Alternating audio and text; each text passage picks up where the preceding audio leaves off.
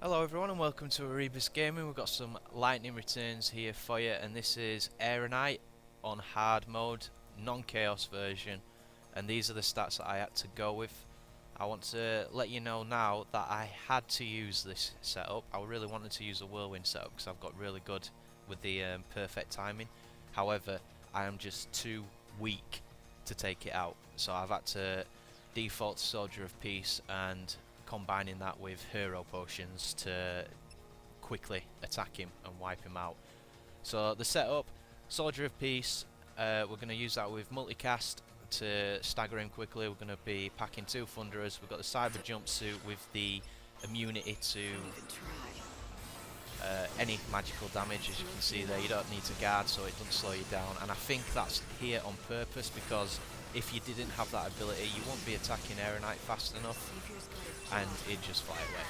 So in terms of strategy, it's all about timing, understanding your enemy. When he goes that glowy colour, that's when he's going to hit magnet. If you get to your Cyber Jumpsuit class before he does that, it won't pull you towards him.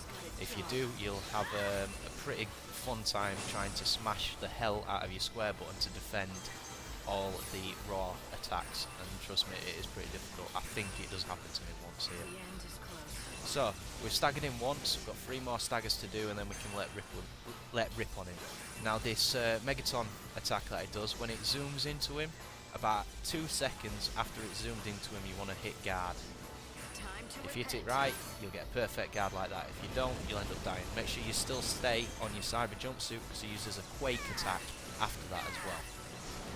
And then this is all about. Understand when attacks are finishing, like you just did Erica there. Understand when it finishes to maximise the amount of attacks you can do. And it's switching backwards and forwards, maintaining your ATB management.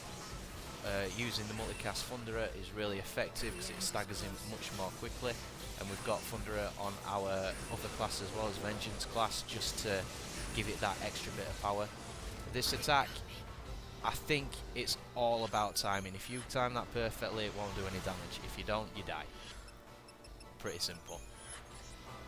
So all I'm doing now is I'm packing in the hero potion to get my ATB back up again, and we just want to keep on switching between hitting him with thundara and then dodging his attacks. You can see it come in, switch, wait for it to finish, which is now, and then switch back to your thundara. Keep on repeating that pattern.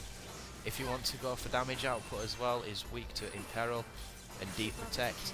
So what you want to do, if you're following this sort of class design that I have, without using overclock, by the way, I don't use overclock, what you want to do is you want to combine imperil and deprotect with hero potion to give you that boost to your to give you bravery, which enhances your damage more as well.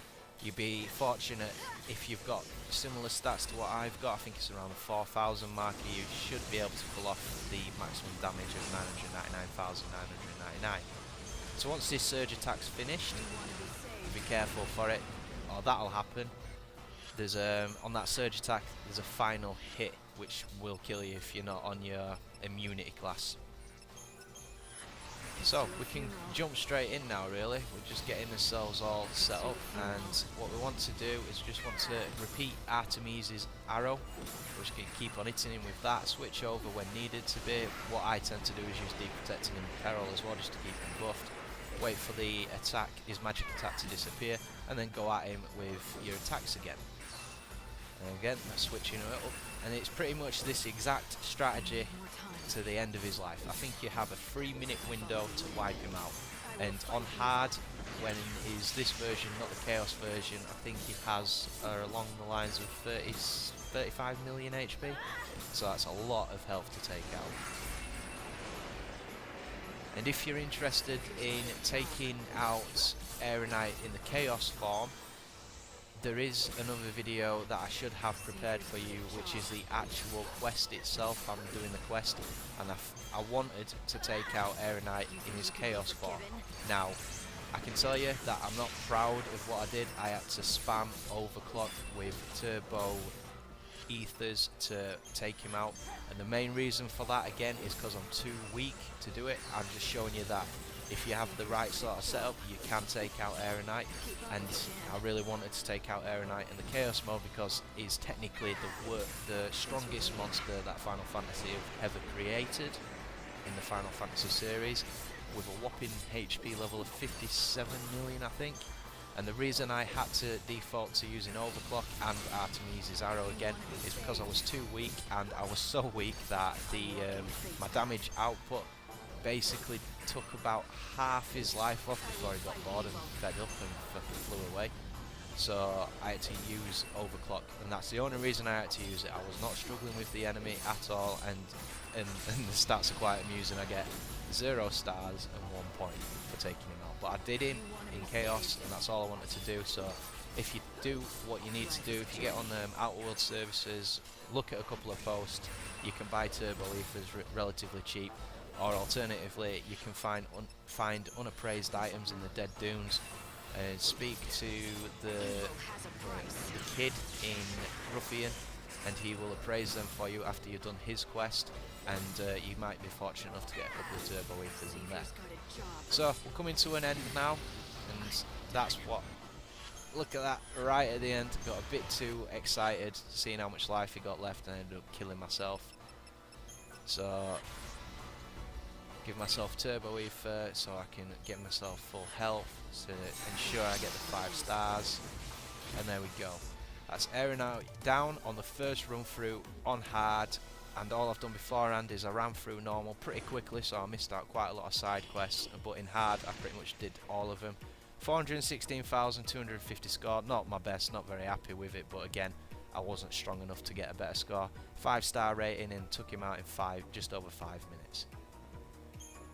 In terms of what this beast drops, we get 150,000 gil, Disaster level 2, the Monster Flesh, which is for the quest, and we get the Crystal Malistone, Holy Forge Fire, and Demonic Forge Fire. They are the highest level materials that you can get for your sword and shield upgrades, and your Malistone is obviously for your sorcery upgrades. What it drops is quite interesting. It's the Falcon Charm, and this will give you a ATB speed boost of plus 70, which will make you ridiculously fast at recovering your ATB. So there you go, hope you all enjoyed, and I'll see you on the next one.